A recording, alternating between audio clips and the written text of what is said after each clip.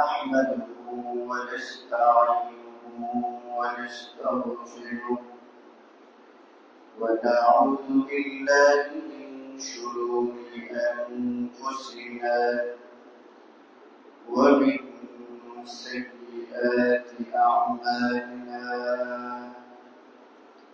من يهد الله فلا مضل له ومن يضلل فلا هادي له وأشهد أن لا إله إلا الله وحده لا شريك له وأشهد أن محمدا عبده ورسوله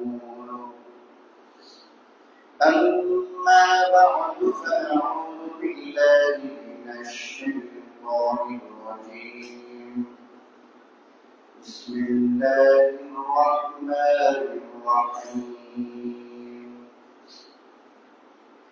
وقل لعبادي يقولوا التي هي أحسن إن الشيطان ينزغ بينهم إن الشيطان كان للإنسان عدوا مبينا اللهم صل على محمد وعلى آل محمد كما صليت على إبراهيم وعلى آل إبراهيم إنك حميد مجيد اللهم بارك على محمد وعلى آل محمد كما باركت على إبراهيم وعلى آل إبراهيم إنك حميد مجيد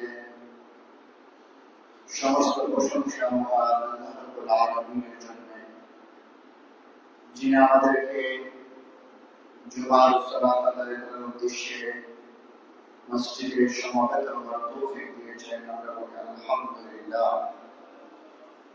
দরুদ ও সালাম প্রেরণ করেছি বিশ্ব মানবতার মানসিক রহমতুল আলামিন মুহাম্মদ রাসূলুল্লাহ সাল্লাল্লাহু আলাইহি ওয়াসাল্লাম যার আনিত বিধান অনুসরণ করার মাধ্যমে রয়েছে মানব জাতির জন্য উপকারী কল্যাণ এবং পরকালীন মুক্তি।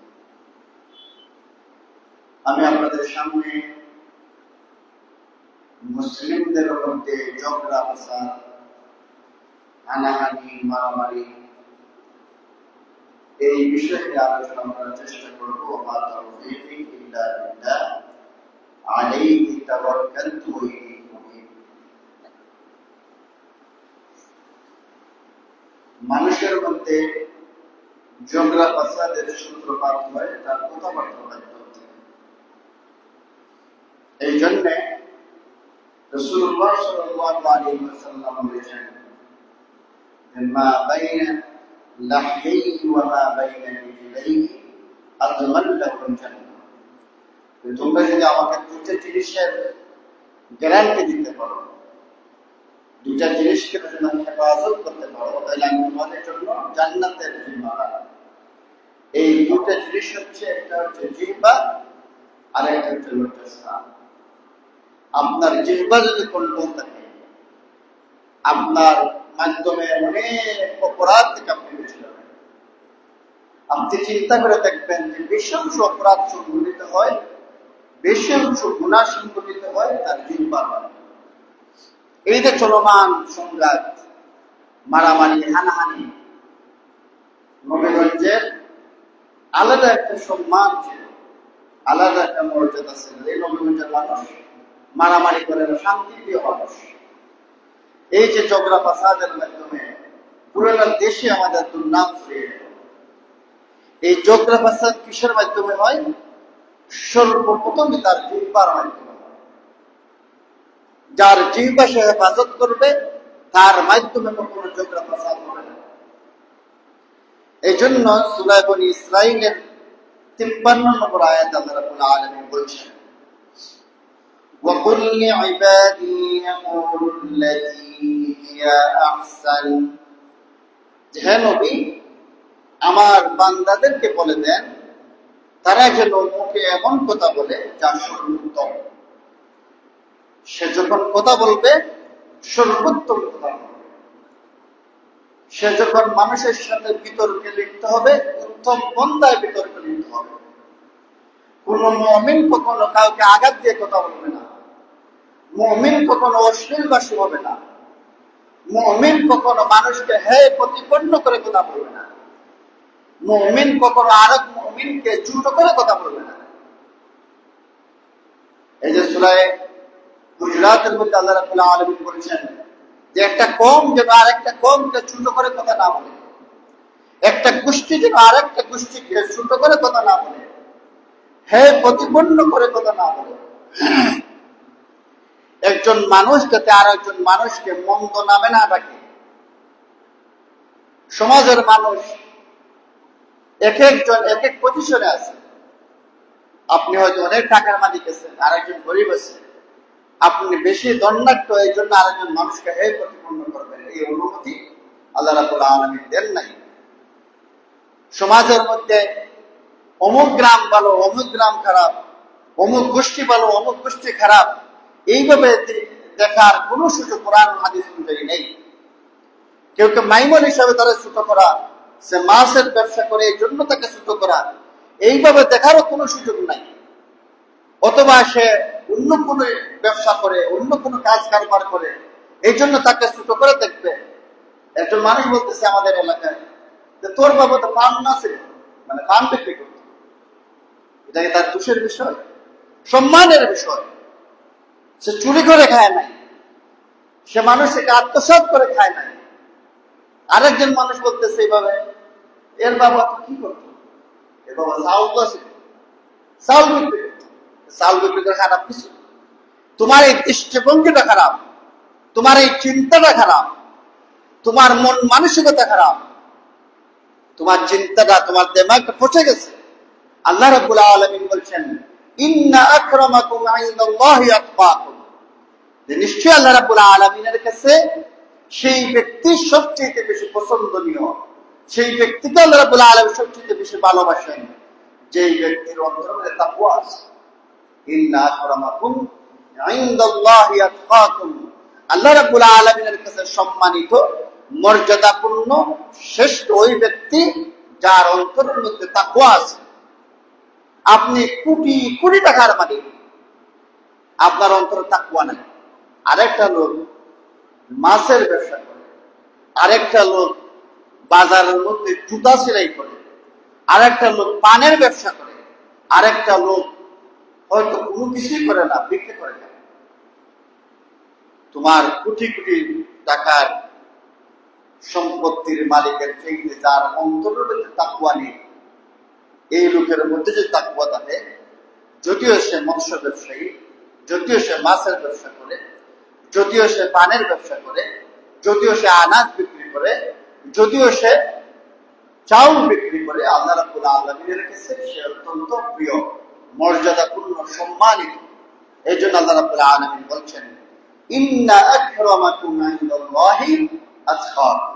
তাহলে আমাদের মুমিন যদি হয়ে থাকি, এই চিন্তা ফেলে ফেলে দিলেন যে কোন মুমিনকে সে যে কোনো পেশায় থাকুক সে আমার কাছে সম্মানিত। যদি সে মুমিন হয়ে থাকে, সে যদি ইমানদার হয়ে থাকে, সে যদি নামাজি পরহেজগার হয়ে থাকে, তাহলে সে আমার কাছে প্রিয় ব্যক্তি। সে যে কোনো পেশার হোক, আমাদের ভালোবাসাটা হবে মান আহাব্বা লিল্লাহ ওয়া আবগাদা লিল্লাহ ওয়া আ'তা লিল্লাহ ওয়া মানা'a লিল্লাহ ফাকাদ ইসতাকমালা আল ঈমান।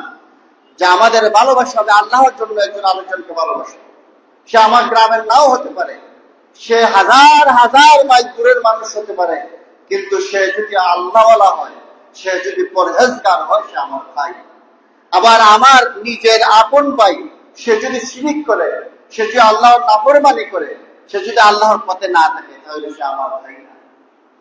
তাইলে আমার তার সাথে মান আহাব্বা লিল্লাহ, ভালোবাসা হবে আল্লাহর জন্য, ওয়া আবগাদা লিল্লাহ, শত্রুতাও হবে আল্লাহ রাব্বুল আলামিনকে রাজি খুশি করার জন্য, ওয়া আ'তা লিল্লাহ ওয়া মানা'a লিল্লাহ, কাউকে কিছু দিবে আল্লাহ রাব্বুল আলামিনকে সন্তুষ্টি করার জন্য, কাউকে কিছু দেওয়া থেকে বিরত থাকবে আল্লাহ রাব্বুল আলামিনকে সন্তুষ্ট করার জন্য। এইরকম আমল যারা করবে, এরকম কাজ যারা করবে, ফাকাদ ইসতাকমালাল ঈমান, রাসূলুল্লাহ সাল্লাল্লাহু আলাইহি সাল্লাম বলেছেন সে হলো তার ঈমানকে পরিপূর্ণ করে দিল, পূর্ণাঙ্গ মুমিন হয়ে গেল। সুবহানাল্লাহ। এই জন্য আমাদের যে সমস্ত ভাইদের মধ্যে চিন্তা আছে, এই কাজ করে ছোট মানুষ, এই কাজ করে এই জন্য ছোট, তার টাকা নেই এই জন্য সে ছোট, সে অমুক জায়গার বাসিন্দা এই জন্য ছোট, না, সে ইমানদার মানুষ, এই মানুষের মানেই সে আমার কাছে সম্মানিত।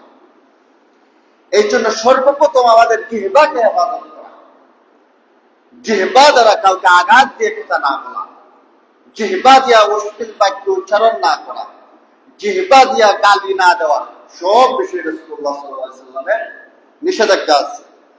তো আল্লাহ রাব্বুল আলামিন বলছেন, ওয়া কুল লিইবাদি ইয়াকুলুল্লাতী হিয়া আহসান, হে নবী আমার বান্দাদেরকে বলে দেন যে তারা যখন কথা বলবে তারা যেন সর্বোত্তম কথা বলে। এমন কথা বলবেন, হাসিমকে কথা বলবেন, শত্রু হোক তার সাথে সুন্দর ভাষায় কথা বলবেন। ইন্নাশ শাইতানা ইয়ানজাগু বাইনাহুম, নিশ্চয়ই শয়তান মানুষের মধ্যে বিভেদ সৃষ্টি করে, বিভেদ ফাসাদ সৃষ্টি করে। আপনি আঘাত দিয়ে কথা বলবেন, শয়তান ফাসাদ সৃষ্টি করে দেবে, তার অন্তরের মধ্যে খুব সৃষ্টি করে দেবে, সে আপনাকে আরো ডাবল আঘাত দিয়ে কথা বলবে।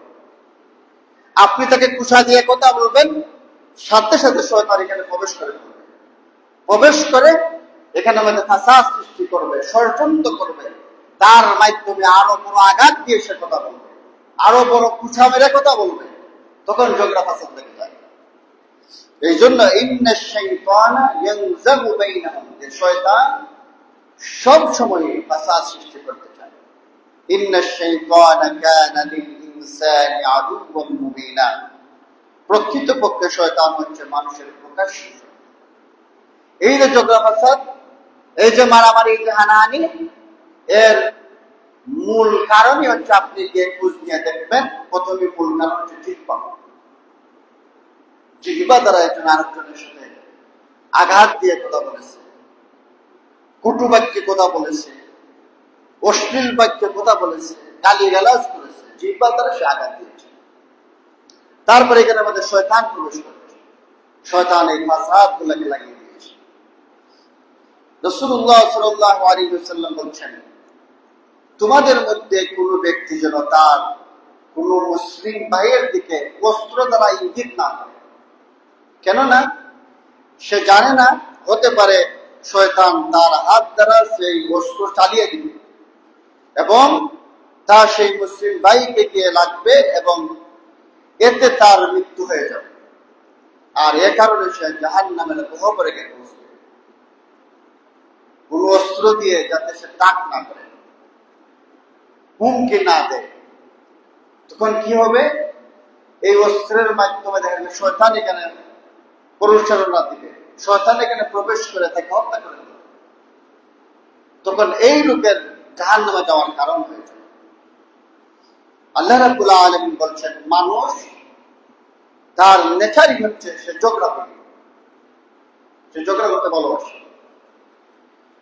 وَلَقَدْ صَرَّفْنَا فِي هَذَا الْقُرْآنِ لِلنَّاسِ مِنْ كُلِّ مَثَلٍ وَكَانَ الْإِنسَانُ أَكْثَرَ شَيْءٍ جَدَلًا, আমি এই কোরআনে লোকদেরকে বিভিন্নভাবে বুঝিয়েছি, কিন্তু মানুষ বড়ই ঝগড়া বিবাদ প্রিয়।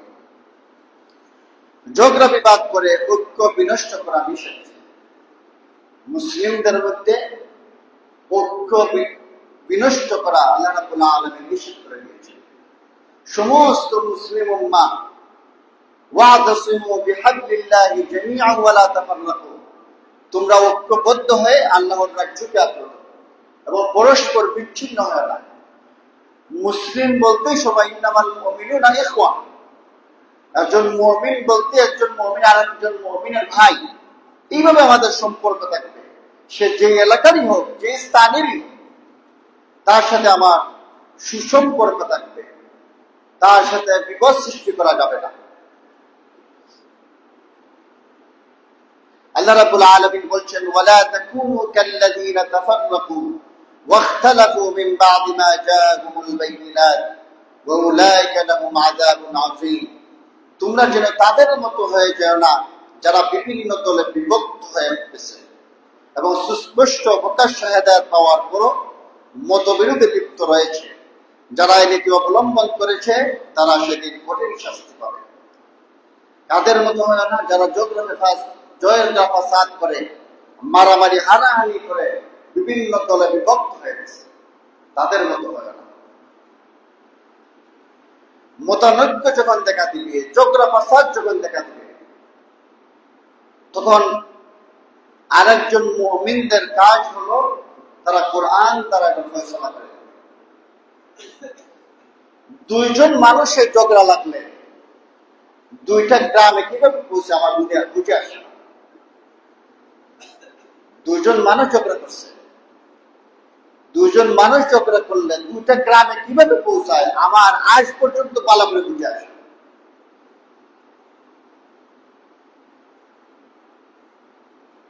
দুইজন মানুষের ঝগড়া লাগতেছে, সে হয়তো এক গ্রামের, আরেকজন হয়তো আরেক গ্রামের। সে বলছে আমার গ্রামের ছেলেটার লাগবে, তুমি মারছো, আচ্ছা দেখা যাক কি হয়েছে। সে আবার বলতেছে তুমি আমার গ্রামের লোকের সাথে হাত দিছো, এই গ্রামের সবাই চলে আসো। এইভাবে সবাই লাঠির সাথে নিয়ে চলে আসে। কিন্তু এখানে আমাদের কর্তব্য কি? দুইজন মানুষের যদি ঝগড়া লাগে দুইজন মীমাংসা করে দেওয়া। তোমার গ্রামের সে যদি অন্যায় হয়ে ন্যায় হয়ে থাকে, তারপরে তুমি পুরোটা গ্রাম নিয়ে তার সাথে লড়াই করতে যেতে পারো না। আমাদের নীতি তো এটা যে যদি সে আমার কোনো পরিচিত ব্যক্তি নাও হয়, কিন্তু সে যদি ন্যায় থাকে আমি তার সাথে থাকবো। আবার দেখা যায় আমার ঘরে যদি আমার ভাই অন্যায় থাকে আমি তার ভাইয়ের সাথে থাকবো। এই নীতিতে মুসিবত থাকবে। আর কখনো দুইজন মানুষের ঝগড়া লাগলে পক্ষ দিতে যাবেন না, পক্ষ অবলম্বন করতে যাবেন না। আপনার কাজ হচ্ছে দুইজন মানুষের মধ্যে ফয়সালা করে দেওয়া। আপনি সাথে সাথে লাঠি নিয়ে আসা আপনার কাজ নয়। আপনি দুইটা গ্রামের মধ্যে মারামারির ফলাফল কি? কোন ভালো ফলাফল আছে? আপনার কোন উপকার আছে না? আপনার গ্রামের কোন উপকার আছে? কিছুই তো নাই। কি উপকার? ফায়দাটা কি? এই মারামারির একটা কারণ হচ্ছে মানুষের অন্তর অহংকার। দুইটা গ্রামে দেখবেন তার অহংবোধ কাজ করতেছে। হ্যাঁ, আমার গ্রামের মধ্যে আঘাত দেখে দিব, আমাদের শক্তি কম। দুই ধরনের মানুষের কাছে একই চিন্তা, আমাদের শক্তি, আমরা কম নই, দেখিয়ে দিতে হবে। দেখাইয়ে কি হবে? কাজটা কি? ঝগড়ার করে লাভটা কি? কিছু মানুষের জীবন চলে গেল, এই জীবনটা আপনি ফেরত দিতে পারবেন? আপনি ভাষার মাইর করতে গেলেন, আপনি একটা মাইর একজনে মারলেন, তাও আপনি ক্ষতিগ্রস্ত, আল্লাহর কাছে জবাব কি করতে হবে? আপনি মাইর খাইয়ে আসলেন, তারপর আপনি ক্ষতিগ্রস্ত। লাভটা কি? কেন এটাকে আল্লাহকে খুশি করার জন্য লড়াই, না দ্বীনকে বিজয় করার জন্য লড়াই, না এটা জিহাদের ময়দান? কি এটা? তাহলে আমাদের চিন্তা চেতনা বসে গেছে, আমাদের দেমাগ বসে গেছে। আমরা ঠান্ডা মাথায় কোনো চিন্তা করি না, আমরা আল্লাহকে ভয় করি না, এগুলো আমাদের মধ্যে নাই। এই জন্য দুইজন মানুষ যখনই ঝগড়া লাগবে, যখনই ফাসাদ লাগবে, আপনার আপন ভাই, আপনি ফয়সালা করেন। আপনি পক্ষ অবলম্বন করে মাইল করতে যাবেন না।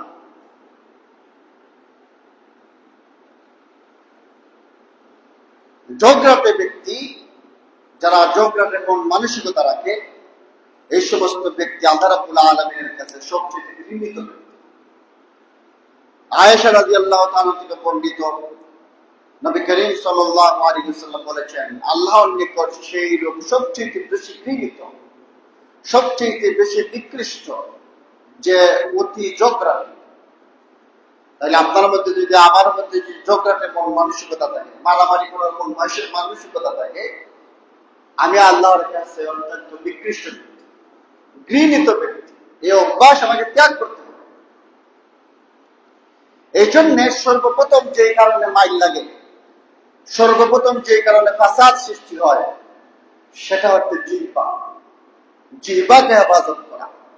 এই জন্য আল্লাহ রাব্বুল আলামিন বলছেন, ওয়া কুল্লি ইবাদি ইয়াকুলুল্লাতী হিয়া আহসান, আমার বান্দাদেরকে বলে দাও, তারা যখন কথা বলবে, তারা যখন কথা বলবে, যখনই কারোর সাথে আলাপ করবে, সেজন্য উত্তম কথা বলে।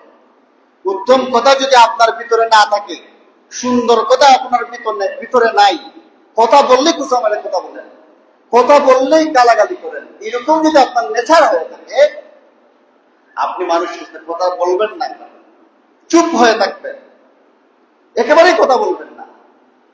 তারপরে উত্তম কথা ছাড়া কথা বলবেন না। এই জন্যে দেখেন, আপনি বলবেন যে আমি ন্যায়ের জন্য আমি লড়াই করেছি। রাসূলুল্লাহ সাল্লাল্লাহু আলাইহি সাল্লাম ন্যায় থাকার পরেও আপনাকে বিতর্ক এড়িয়ে যাওয়ার জন্য বলেছেন। আপনি হকের উপরে আছেন, আপনি সত্যের উপরে আছেন, আপনি সত্যের পক্ষ অবলম্বন করেছেন, তারপরে রাসূলুল্লাহ সাল্লাল্লাহু আলাইহি ওয়াসাল্লাম যেখানে ঝগড়া বিবাদ হয়, বিতর্ক হয়, এই সমস্ত জায়গা পরিত্যাগ করার জন্য বলেছেন। আপনি ন্যায়ই আছেন, অথবা আপনার যে ভাই আছে, অথবা আপনার গ্রামে যে ছেলেটা আছে, এটা আসলে ন্যায়ের মধ্যে আছে, অথবা আপনি যে তর্ক করতে গেছেন, বিতর্ক করতে গেছেন, সেও ন্যায়ের মধ্যে আছে, সত্যের মধ্যে আছে, তারপর আপনি বিতর্ক এড়িয়ে যাবেন, এই মজলিসটা ভেঙে দিবেন। রাসূলুল্লাহ সাল্লাল্লাহু আলাইহি ওয়াসাল্লাম বলছেন, ক্বালা রাসূলুল্লাহ সাল্লাল্লাহু আলাইহি ওয়াসাল্লাম, আনা যাঈমু বাইতিন ফি রাবাতিল জান্নাহ, আনা যাঈমু বাইতিন ফি রাবাতিল জান্নাহ, আমি ওই ব্যক্তির জন্য জান্নাতের পার্শ্বদেশে একটি ঘর নির্মাণের জিম্মাদার। ওই ব্যক্তির জন্য লিমান তারাকাল মিরাআ ওয়া ইন কানা মুহিব্বান, যেই ব্যক্তি ন্যায়সঙ্গত হওয়া সত্ত্বেও, সত্যবাদী হওয়ার সত্ত্বেও সে ঝগড়া পরিহার করে, ন্যায় থাকার পরেও, হক থাকার পরেও, সত্যের পক্ষে থাকার পরেও, সঠিক থাকার পরেও যে ব্যক্তি ঝগড়া পরিহার করবে, বিতর্ক পরিহার করবে, চুপ করে চলে আসবে, রাসূলুল্লাহ সাল্লাল্লাহু আলাইহি ওয়াসাল্লাম বলেন, আনা যাঈমুন, আমি জিম্মাদার, বাইতিন, একটা ঘরের, ফি রাবাদিল জান্নাহ, জান্নাতের পার্শ্বদেশে একটা ঘরের জিম্মাদার। ওই ব্যক্তির জন্য লিমান তারাকাল মিরাআ ওয়া ইন কানা মুহিব্বান, যেই ব্যক্তি সত্য থাকার পরেও, হক থাকার পরেও, ন্যায় থাকার পরেও ঝগড়া বিবাদ থেকে ফিরে আসে। আপনি সঠিক আছেন, তারপরে তো ঝগড়া করবেন না, আপনি হকের মধ্যে আছেন, তারপরে বিতর্কে এড়িয়ে চলবেন। রাসূলুল্লাহ সাল্লাল্লাহু আলাইহি ওয়াসাল্লাম বলছেন, তার জন্য আমি একটা জান্নাতের পার্শ্বদেশে একটা ঘরের জিম্মাদার। তারপরে রাসূলুল্লাহ সাল্লাল্লাহু আলাইহি ওয়াসাল্লাম বলছেন, ওয়া বিবাইতিন ফি ওয়াসাতিল জান্নাহ লিমান তারাকাল কাযিবা ওয়া ইন কানা মাসিহান, আমি তার জন্য জান্নাতের মধ্যস্থলে একটা ঘর নির্মাণের জিম্মাদার। যেই ব্যক্তি হাসির ছলো মিথ্যা কথা বলে না, কৌতুকের ছলো মিথ্যা কথা পরিহার করে চলে। তারপরে রাসূলুল্লাহ সাল্লাল্লাহু আলাইহি ওয়াসাল্লাম বলছেন, ওয়া বিবাইতিন ফি আ'লাল জান্নাহ লিমান হাসানা খুলুকাহু, আমি জান্নাতের সর্বোচ্চ স্থানে ওই ব্যক্তির জন্য একটা ঘর নির্মাণের জিম্মাদার, যেই ব্যক্তি তার চরিত্রকে সৌন্দর্যমণ্ডিত করেছে, যে কথা বললে সুন্দর কথা বলে, বিতর্ক এড়িয়ে চলে, মানুষকে আঘাত দিয়ে কথা বলে না, তুচ্ছ তাচ্ছিল্য করে কথা বলে না, হামিশ চিমুকে কথা বলে, যার আখলাক সুন্দর, যার চরিত্র সুন্দর, রাসূলুল্লাহ সাল্লাল্লাহু আলাইহি ওয়াসাল্লাম বলেছেন, তার জন্য আমি জান্নাতের সর্বোচ্চ স্থানে একটা ঘর নির্মাণের জিম্মাদার। রাসূলুল্লাহ সাল্লাল্লাহু আলাইহি ওয়াসাল্লামের নির্দেশনা কি? নবীগণবাসীর জন্য নির্দেশনা কি? বিতর্ক এড়িয়ে চলবেন, ন্যায় থাকার পরেও বিতর্ক এড়িয়ে চলবেন, হকপন্থী থাকার পরেও, সঠিক থাকার পরেও বিতর্ক এড়িয়ে চলবেন। আপনার জন্য জান্নাতের ঘরের জন্য রাসূলুল্লাহ সাল্লাল্লাহু আলাইহি ওয়াসাল্লাম জিম্মাদার। হাসির চলো, কৌতুকের চলো, মিথ্যা কথা এড়িয়ে চলবেন। রাসূলুল্লাহ সাল্লাল্লাহু আলাইহি ওয়াসাল্লাম জান্নাতের মধ্যখানে একটা ঘর নির্মাণের জিম্মাদার। চরিত্রকে, আখলাককে সুন্দর করবেন, রাসূলুল্লাহ সাল্লাল্লাহু আলাইহি ওয়াসাল্লাম জান্নাতের সর্বোচ্চ স্থানে একটা ঘর নির্মাণের জন্য জিম্মাদার। এই জন্য দেখেন ঝগড়া ফাসাদ হলেই মানুষ অন্যায়ভাবে মানুষকে হত্যা করা হয়। আমি ঝগড়ায় গেলাম, মারামারিতে গেলাম, আমার একটা পাটকেল খেয়ে কোন একজন মানুষ মারা যেতে পারে, কোন শিশু মারা যেতে পারে, কোন নির্দোষ মানুষ মারা যেতে পারে। এর জন্য আল্লাহ রাব্বুল আলামিনের কাছে জবাবদিহি করতে হবে। সূরা মায়েদার 32 নম্বর আয়াত, মান কাতালা নাফসান বিগাইরি নাফসিন আও ফাসাদিন ফিল আরদি ফাকান্নামা কাতালান নাস জামিআ। যে ব্যক্তি একজন মানুষকে হত্যা করলো, যদিও সে অন্য কাউকে হত্যা করেনি বা পৃথিবীতে বিপর্যয় সৃষ্টি করেনি, অর্থাৎ কোনো অপরাধ করে নাই, তার কোনো অপরাধ নাই, এরকম কোন মানুষকে, আপনার সাথে কোনো ক্ষোভ নাই, আপনার কোনো ভাইকেও মারে নাই, আপনার বোনকেও মারে নাই, আপনার সম্পত্তিও লুণ্ঠন করে নাই, বিপর্যয় সৃষ্টি করে নাই, আপনি হুট করে তারা মেরে দিলেন। রাস্তায় পাইছেন অমুক গ্রামের মানুষ, এই জন্য মেরে দিচ্ছেন। আবার ওই গ্রামের মানুষ আরেকদিন পাইছে ওই গ্রামে আরেকজন মানুষকে, তাকে রাস্তায় মেরে দিল। তার কোনো অপরাধ নাই, সে হত্যার সাথে জড়িত না, বিপর্যয় সৃষ্টির সাথে জড়িত না। আল্লাহ রাব্বুল আলামিন বলছেন সেজন্য গোটা মানব জাতিকে হত্যা করে ফেলে। সে শুধু একজন মানুষকে হত্যা করে নাই, সে গোটা মানব জাতিকে হত্যা করে ফেলেছে। কোন একজন মানুষকে যদি সে রক্ষা করে, বাঁচায়, সেজন্য গোটা মানব জাতিকে বাঁচায়। এই জন্য এই সমস্ত মারামারিতে যাওয়া আমাদের উচিত নয়। এই জন্য কি আমাদের জবাবদিহি করতে হবে। আল্লাহ রাব্বুল আলামিন বলেছেন, ওয়া মান ইয়াকতুল মুমিনান মুতাআম্মিদান ফাজাযাউহু জাহান্নাম খালিদান ফিহা ওয়া গাদিবা আল্লাহু আলাইহি ওয়া লা'নাহু ওয়া আ'আদ্দা লাহু আযাবান আযীমা। আর যে ব্যক্তি কোনো মুসলমানকে ইচ্ছাকৃতভাবে হত্যা করে, তার শাস্তি জাহান্নাম, সেখানে সে চিরকাল থাকবে। আল্লাহ তার প্রতি রুষ্ট হয়েছেন, রাগান্বিত হয়েছেন, তাকে অভিশাপ করেছেন এবং তার জন্য প্রস্তুত রেখেছেন ভয়াবহ শাস্তি। তাহলে আপনি মারামারিতে গেলেন, ঝগড়ায় গেলেন, কি জন্য তারা মারলেন? কি জবাব দেবেন আল্লাহ রাব্বুল আলামিনের কাছে? এই যে দুইজন মানুষ, তিনজন মানুষ মারা গেল, কি জবাব দিবেন? কি জন্য মারলেন? কি অপরাধ? কিসের জন্য ঝগড়া? কি জন্য দুইটা গ্রাম চলে আসলো মারি করার জন্য?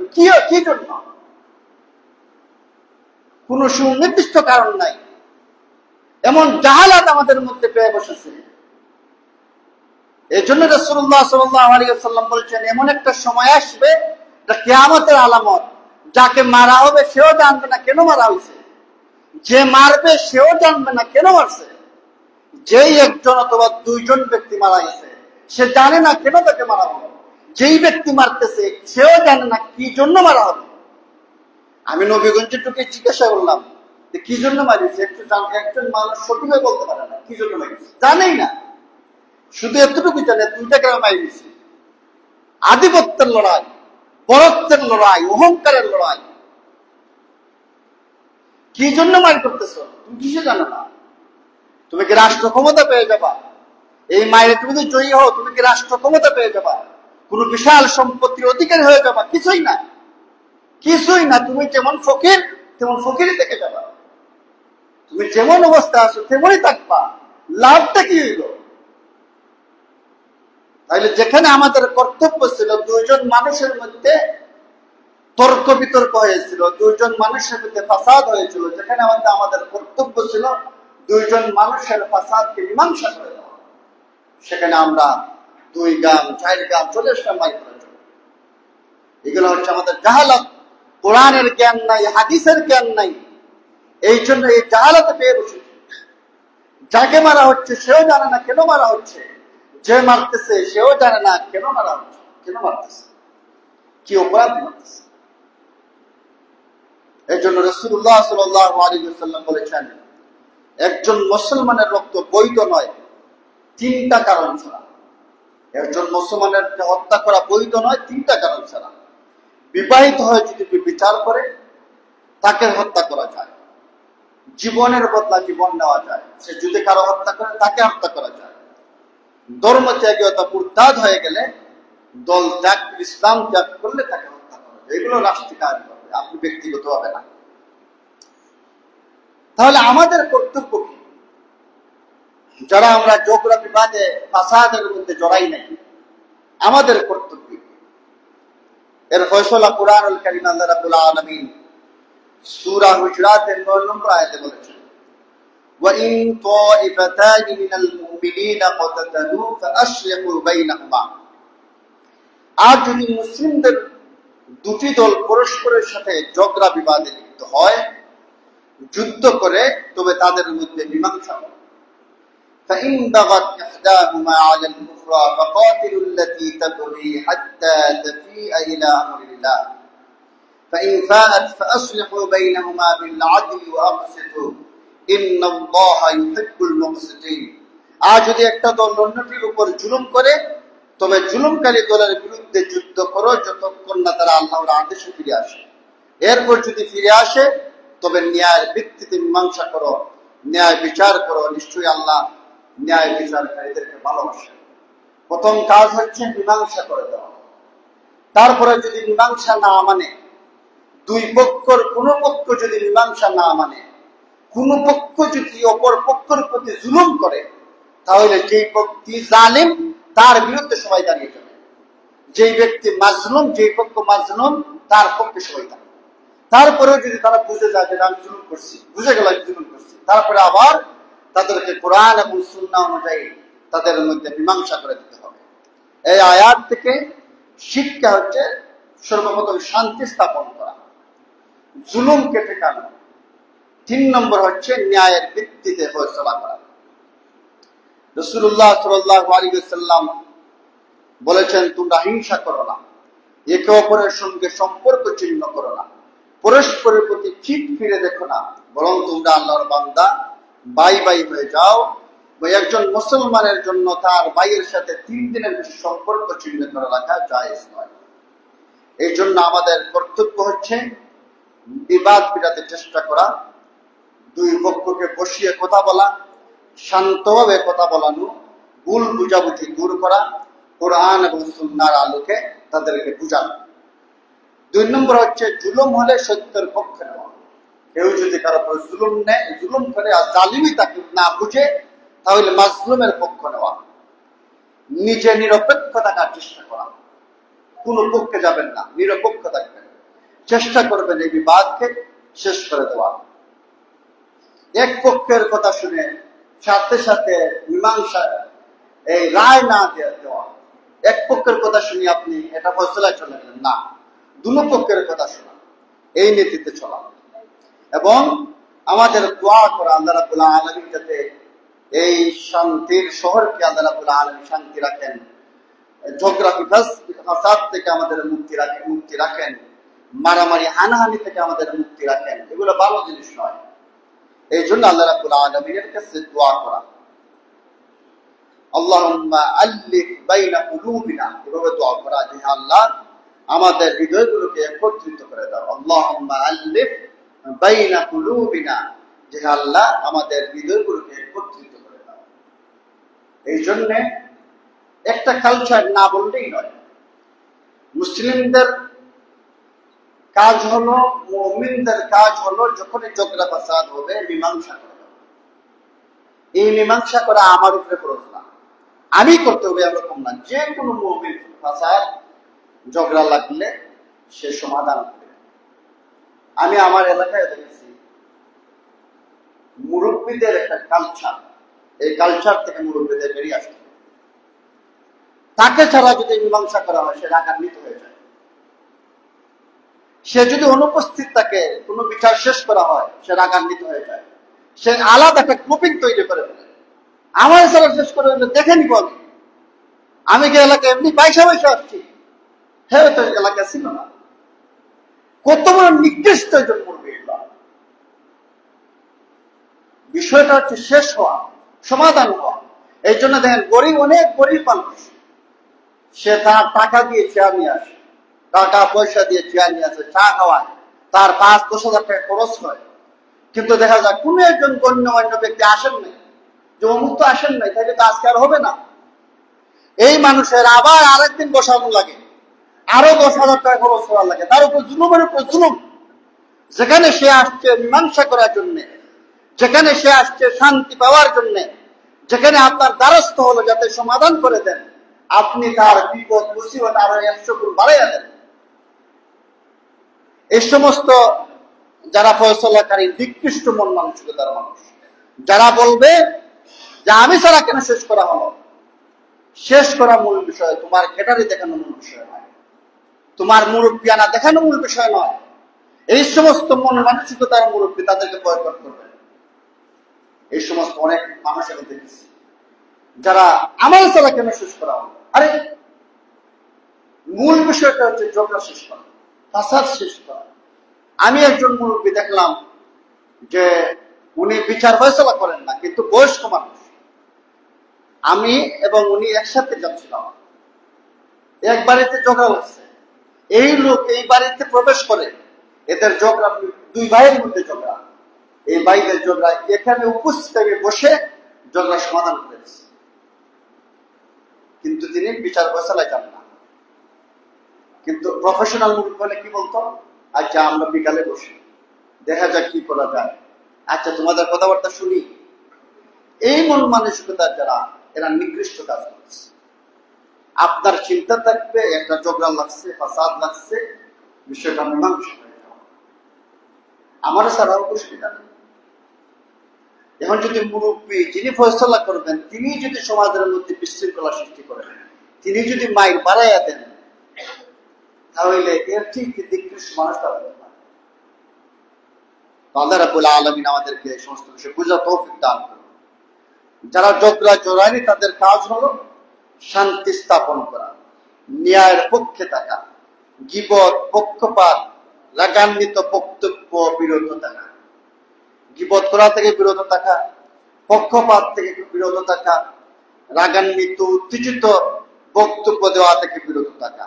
তারপরে দোয়া করা যে আল্লাহ রাব্বুল আলামিন যাতে আমাদের যে ঝগড়া ফাসাদ হয়েছে, মারামারি হয়েছে, আল্লাহ রাব্বুল আলামিন যাতে এই অঞ্চলকে শান্তিময় করে দেন, এই অঞ্চলকে আল্লাহ রাব্বুল আলামিন যাতে সুখময় করে দেন, ঝগড়া বিবাদ মুক্ত করে দেন।